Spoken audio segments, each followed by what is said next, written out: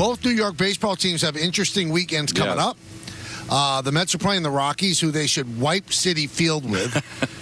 They should just destroy them. I mean, it is baseball, but, I mean, they're much better. The Rockies are awful, and that all of a sudden, what are they? They're 2 games over now. Yeah. So if they take the 3-game set, they go into the All-Star break 5 games over in really good shape, and it also assures that they will be in a playoff position when the second half of the season starts, because they're a half game in front of the Padres right now. So if they win 3, doesn't matter what the Padres do, they will still be ahead. Yeah. So the Mets have turned everybody's thought process about this year around, and I think they've turned their front office around, because Don and Peter, they picked up a pitcher, Phil Maton.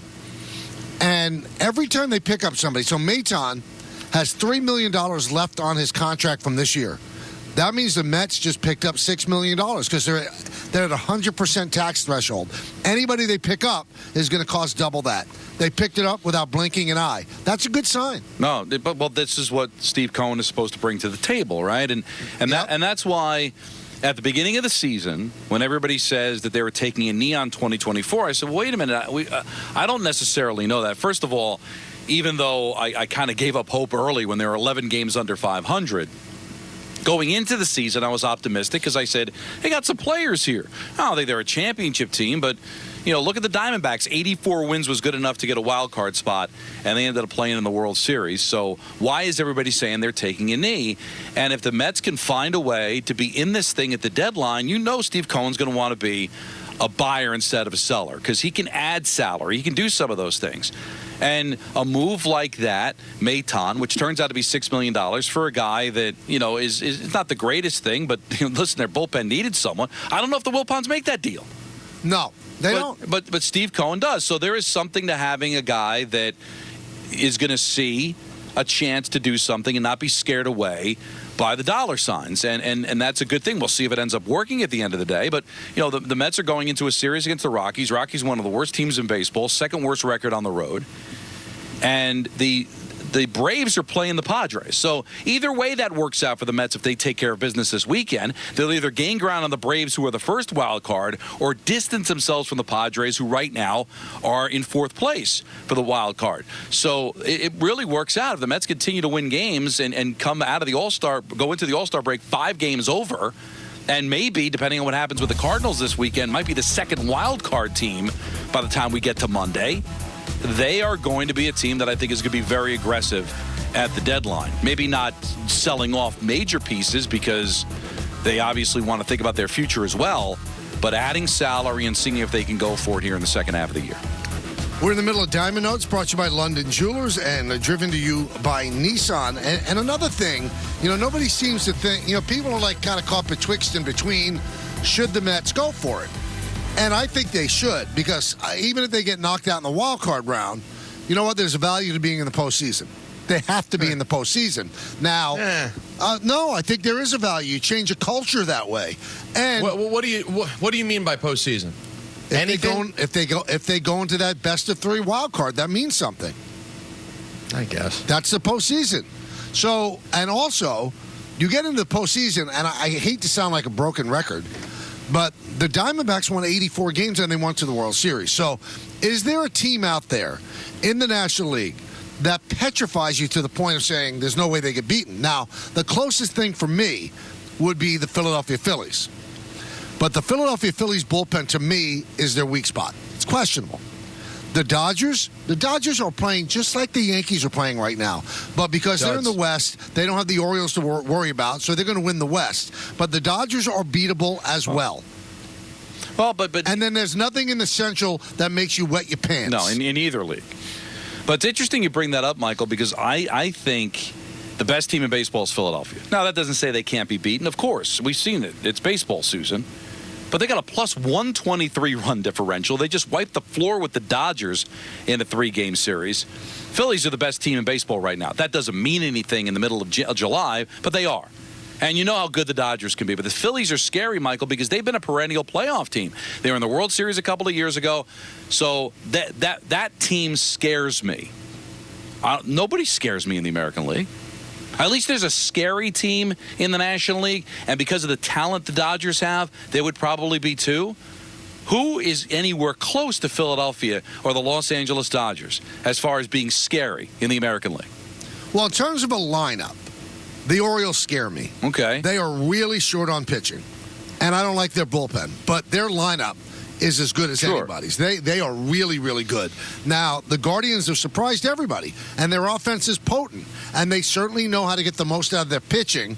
Although, when Central Division teams in the playoffs play teams that aren't in the Central Division, they seem like they come back to earth. The Astros would scare me if they make it. The Mariners don't scare me. Now, they have great pitching. Mariners have great pitching, but they have no offense. The only offense that has a worse cleanup hitter number than the New York Yankees is the Seattle Mariners. Right. I mean, when your cleanup hitters are hitting 200, that's not a good thing. Hey, that's a very good point about Baltimore, and they did win 100-plus games last year, but they went out meekly in the postseason. It's still a relatively young team that right now I'd be worried about. You had a chance to really distance yourself from the Yankees, and they got swept at home by the Cubs. Yeah, and they haven't been playing well since they played the Yankees the last time at the stadium. So let's see. I think this is a very interesting weekend for Baltimore. Hey, as much as it is for the Yankees because they're chasing after Baltimore and they've got their own issues. But, hey, the Yankees could leapfrog over. But with all the problems the Yankees have had, they could end up being in first place by the time we get to the All-Star break after Sunday's games. And Baltimore should be kicking themselves for not taking advantage of the opportunity, which then would make you question exactly how good a baseball team are they. Now, if they go out there and sweep the Yankees, then it's a completely different situation. You're 5 games out. That's 3 straight losses in a series against Baltimore. Different scenario. But, yeah, this is proving time really for both the Yankees and the Orioles, but specifically Baltimore. Because I'd be kicking myself if I was Baltimore right now, seeing where the Yankees are, and my lead's only 2 games. Now, the Mets swept the Nationals, and the Yankees lost another series. So they lost another crusher last night where they had runners on base all the time. I don't know if anybody out there watched the game, but, Don, if you watched any of it, the Rays were giving the game to the Yankees. Here, take it. Take this game. Yankees wouldn't do it. Yankees couldn't do it. Yankees didn't do it. They ended up losing 5-4. They lose another series. They have not won a series in 8 series. They split 1. That was a 4-game set against Toronto. They have not won a series in 8 series. Think about that. That's over a month of not winning a series. The last series they won 3 out of 4 in Kansas City. That's it. And then the way the game ended, Judge couldn't get the big hit. Judge, in 8 games, has not had an extra base hit and has not had an RBI. Gleyber Torres with a pop-up to center field. An unbelievable play by Jose Caballero ends the game. Yankees in the first inning. It told you exactly what's been going on the whole time. Second and third, nobody out. And who do they have coming up? Judge, Rice, and Torres. They don't score. They don't score. So I don't know what to tell you. Again, we were all talking before the show, and Peter even said this. It's a broken record. That's what it is. They don't hit. They're not getting great pitching. Their bullpen has been better of late. They don't get clutch hits. And you know what? I got to be honest. Not playing fundamentally sound baseball. There's a base hit to left field. Run's going to score easily. And Verdugo comes up and overthrows everybody. That runner then, I think it's Brandon Lau, goes to second on the throw. Should never have gone to second on the throw. The throw should have hit the cutoff man, and then he scores from second base. Those are things that have to be tightened up because when you're not hitting and you're not pitching, you can't give extra outs and you can't give extra bases. You just can't. And the Yankees are doing it too much. So I'm intrigued by this weekend series too, but I think the Yankees would have rather have had the Orioles play better against the Cubs because you'd have to say the Orioles are probably due after getting swept by the Cubs here at Camden Yards. I was thinking the same thing. Like, do you look at it as a good time or a bad time to face Baltimore? I agree with you because I think they're going to be due. But at the same time, you look at the way that they're playing and say this is when you want to catch them. But, yeah, I don't know if they're going to turn around and lose 6 in a row. So you're probably going to get, a loss here and maybe another series loss after losing 2 series to them already. There's so many times watching the game, you're like, oh, Judge is coming up here. He's going to bust out. Come on. And it's really been a problem, Michael. He's DHing all the time, which raises eyebrows. Why exactly is he not playing the field? Is something wrong with him? And he's just, 9 straight games now? Without an extra base hit or an RBI? 8, yeah. That's something, too. Hey, I mean, Peter, that's not good. So he probably needs the break as much as anybody.